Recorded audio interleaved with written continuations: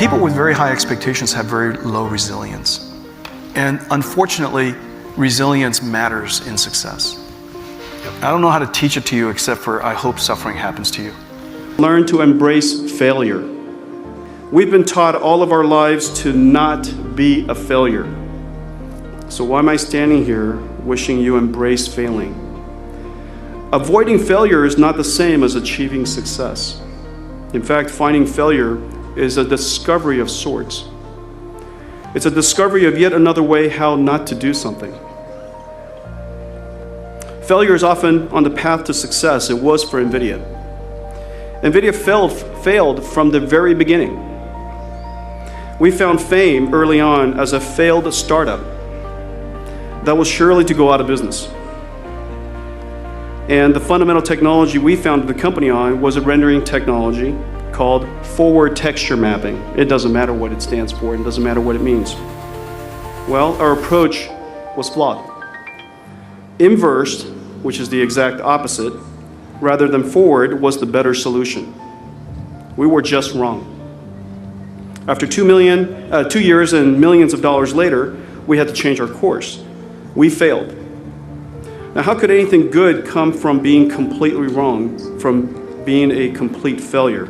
Well, it turns out, because we were so different and didn't work with standards, we had to evangelize our unique architecture directly to software developers and game developers. And in working with the game creators, we adopted their sensibility. That technology matters, but it's really about fun and beautiful imageries. We learned that we were not just a chip or a technology company. NVIDIA was really a company at the intersection of technology and art. So even after we changed course and became the world's last among many 3D companies, all using inverse texture mapping, we retained that sensibility that games is an art form, and that we need to create technologies that allow the game developers to artistically express their imagination. And that purpose wasn't just to build a chip, but to create an experience that was magical and delightful. This perspective led to fundamental differences in how we approached our work and led to many inventions that changed the computer industry altogether. It all started because we chose the wrong technology, because we failed. So my second wish to you is embrace failure. If up to all the customers, industry analysts, other companies in the computer industry, NVIDIA shouldn't even be here today. We were already dead last among many. The world surely didn't need yet another PC graphics company, and the space was littered with tens of competitors leapfrogging each other every month. All of the conventional wisdom was true historically, but we believed completely irrelevant to the future that we saw. We were young, naive, idealistic. We didn't know what we didn't know about building the industry and about building our company. We didn't know that it was impossible. Our fresh and innocent perspective, unencumbered by conventional wisdom, allowed us to see what 30, 40, 50 other companies could not and did not. We wanted to integrate GPUs into every computer. And so we started to combine our GPUs with motherboard chips. And we launched a fabulous integrated graphics chip at the time for AMD CPUs. Our chipset was an instant success. But then all of a sudden, AMD wanted to control all of the technology in the PC. And we wanted to stay independent. So they purchased ATI and no longer needed us. We turned to Intel. That probably wasn't a great idea, but we turned to Intel and negotiated a license to connect to Intel CPUs. Apple was excited about what we were building and asked us to work on a new computer with them, which became the first MacBook Air. Well, Intel saw what happened and decided they didn't want us to do that anymore. And so they terminated our agreement. Well, we pivoted again. And this time, we went and licensed ARM. And we built a low-power SoC, a mobile SoC, the world's first SoC that was essentially a computer, a full operating computer, and it was incredible. Our chip excited Google. They asked us to work on a new device, which turned out to have been the Android mobile device. Well, Qualcomm decided they didn't want us to do that. And so they didn't want us to connect to their modems, and it's hard to build a mobile device without being connected to a modem. And there were no other LTE modem companies. So we had to exit the mobile device market. Well, this happened practically on a year rhythm. And we would build something, it would be incredibly successful, generate enormous amounts of excitement, and then 1 year later, we were kicked out of those markets.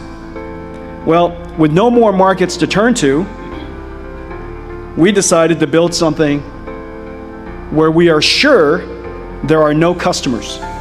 Because one of the things you can definitely guarantee is where there are no customers, there are also no competitors. And nobody cares about you. And so we chose a market with no customers, a $0 billion market, and it was robotics. More importantly, we developed agility and a culture of resilience. One setback after another, we shook it off and skated to the next opportunity. Each time, we gained skills and strengthened our character. We strengthened our corporate character. Our company is really hard to distract and really hard to discourage, and no setback that comes our way doesn't look like an opportunity these days. The world is uncertain, as Richard Feynman would say, and the world can be unfair and deal you with tough cards. Swiftly shake it off. I hope you will see setbacks as new opportunities. Your pain and suffering will strengthen your character, your resilience and agility, and they are the ultimate superpowers. Of all of the things that I value most about my abilities, intelligence is not top of that list. My ability to endure pain and suffering, my ability to work on something for a very, very long period of time, my ability to handle setbacks and see the opportunity just around the corner, I consider to be my superpowers. And I hope they're yours. I think one of my great advantages is that I have very low expectations. and I mean that. Most of the Stanford graduates have very high expectations. You deserve to have high expectations because you came from a great school. You were very successful. You're top of your class. Obviously, you were able to pay for tuition. And then you're graduating from one of the finest institutions on the planet.